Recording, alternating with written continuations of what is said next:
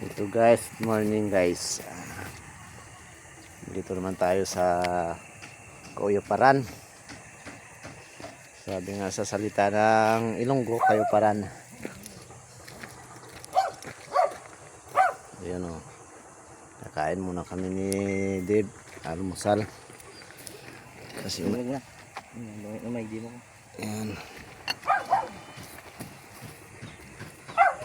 Almusal namin ni Dave.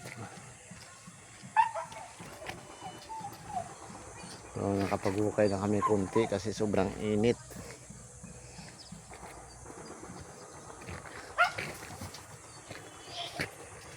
Next month siguro bahay na naman ang tatayo,